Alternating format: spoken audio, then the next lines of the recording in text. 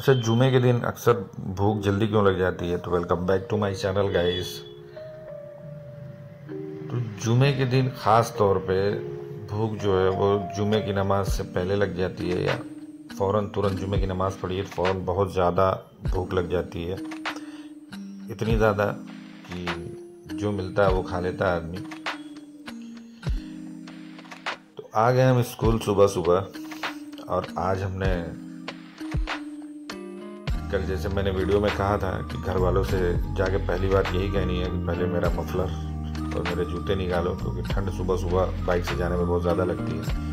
तो हमने अपना मफलर बांध लिया सर पे और जूते को पैर में पहन लिया है और आ गए स्कूल। तो चलिए चलते हैं अपनी वैन की तरफ, और हमारी वैन के पीछे ये किसी ने आसिफ भाई की वैन लगा दी है। चलिए पहले चलते हैं वैन में। वैन जो पतली पतली गली के अंदर खड़ी है, देखिए कितनी जगह बची हुई है इसमें। तो आ गए हम अपनी वैन पे और बैठ गए अंदर, और हमारी वैन में हमें बैठ के जादू दिखाना पड़ता है, क्योंकि बिना जादू दिखाए ये वैन चालू होती नहीं है। अब क्या मसला है मुझे नहीं मालूम।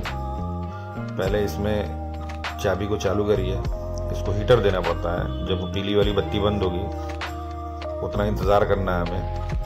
तो ये पीली वाली बत्ती बंद होगी, उसके बाद चाबी को काटना है, फिर से चाबी को चालू करना है, फिर ये बंद होगी, उतनी देर तक हमें इंतज़ार करना है।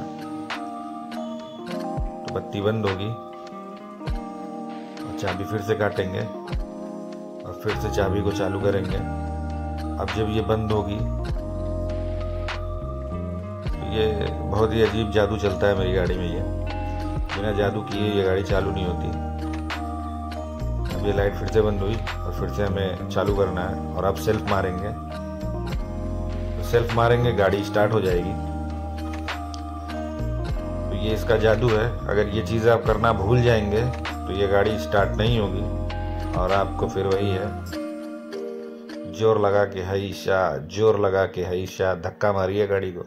बिना धक्का मारे आप गाड़ी चला ही नहीं सकते। तो खैर आ गए हम रोड पे, तो चल रहे हैं पहली लोकेशन पे। पहली लोकेशन पे जाते जाते इस समय लोगों को पता नहीं क्या भूत सवार है कि सुबह सुबह बच्चों को आगे बैठा लेते हैं और बीच में एक बच्चे को बैठा लेंगे, अपने बाइक चलाएंगे, उसके बाद एक लेडीज़ को भी बैठा लेंगे।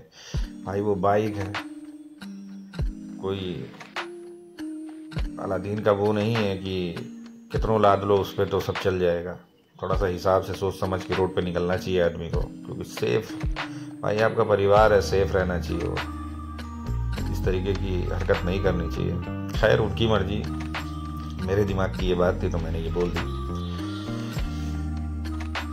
तो चल रहे हम अपनी पहली लोकेशन पे,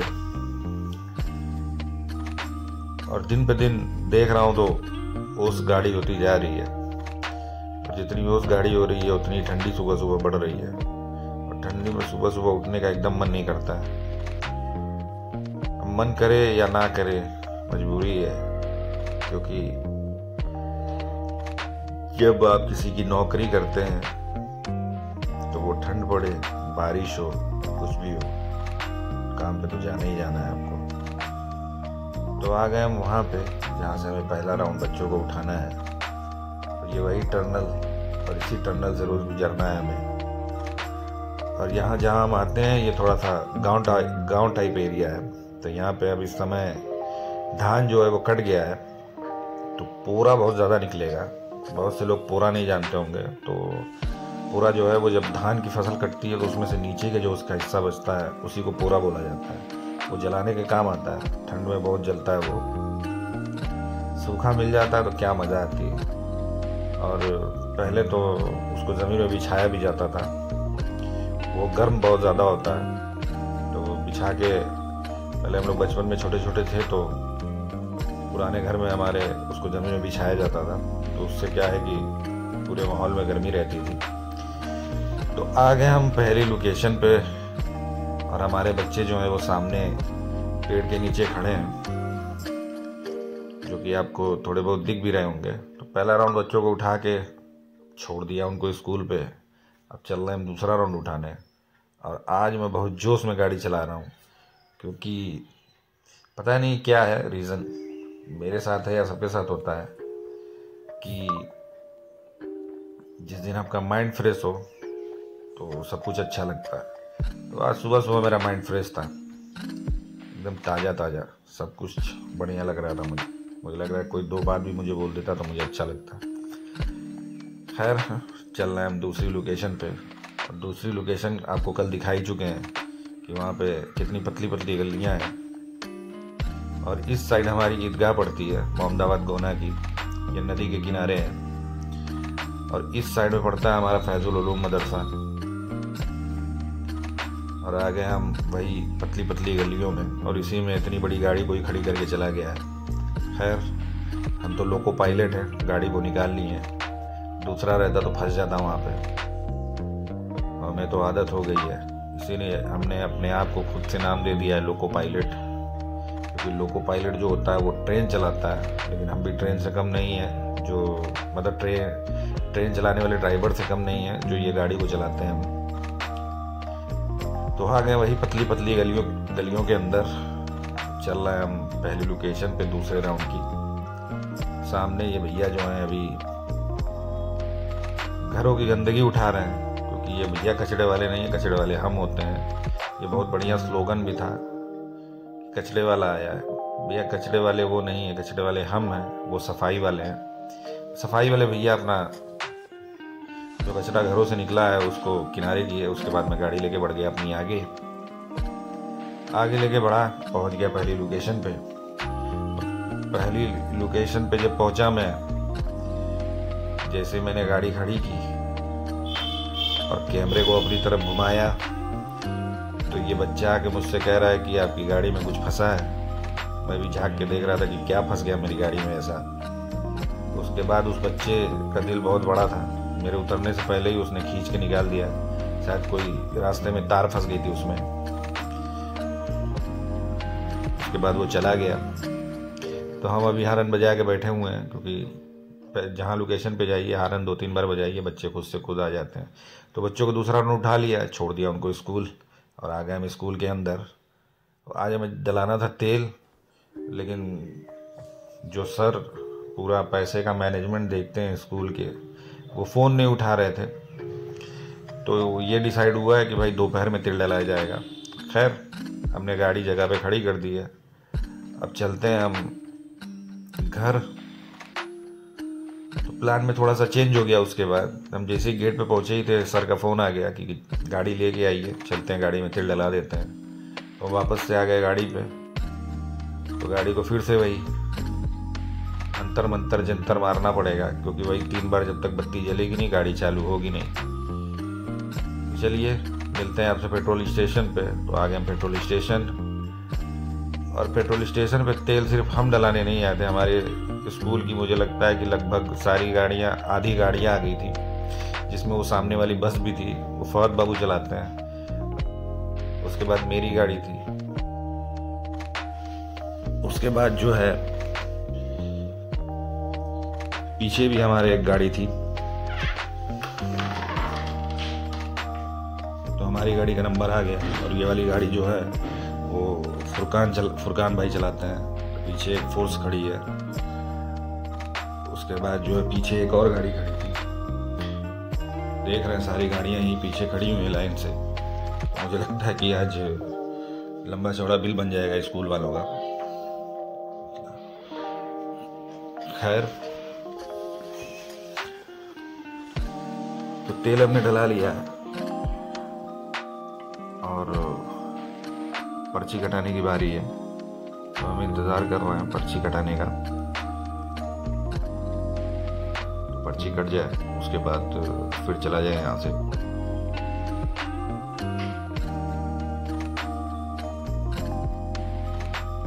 तो हमारी गाड़ी में तेल डल चुका है। और ये फुरकान भाई, इनके पेट में लगभग 10 पूड़ी होगी इस समय, इतना ज़्यादा पेट इनका बाहर है। और तेल इतना ज़्यादा भरिए, मैंने भैया से यही कहा था कि तेल इतना ज़्यादा भरिए कि तेल जो है वो टंकी से बाहर गिर जाए।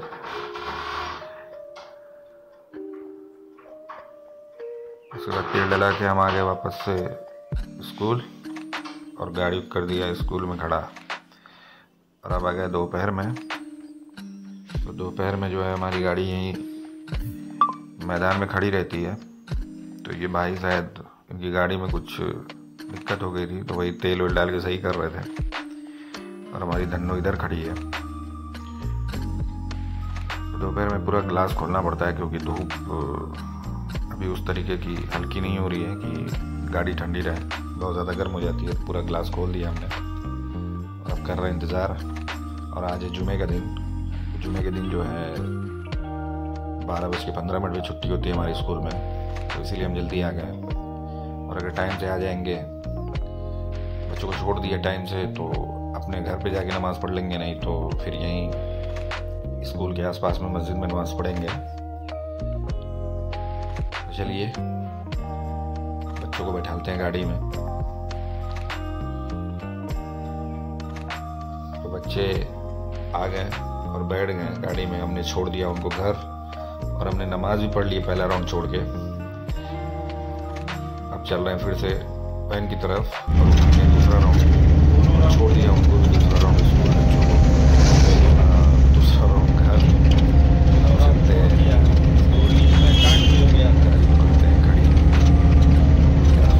खड़ी।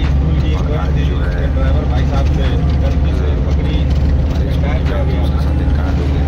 कांड ये हुआ लड़का था बड़ा जो चिल्ला रहा था, मेरे हिसाब से कैसे चला दिए गाड़ी बना रहे थे और पति दौड़ के लोग समझ में आता है। पहला टायर मतलब कलेजा है। इसी गाँव का एक लड़का था, वो जानवर को बाहर ताले में लाल करके रखी उसके साथ कोई हादसा नहीं है। यही कहना है ऐसे लोगों से। अगर आपका जानवर आपको इतना प्यारा है उसको पहली बात तो बक्से में बंद करके रखिए।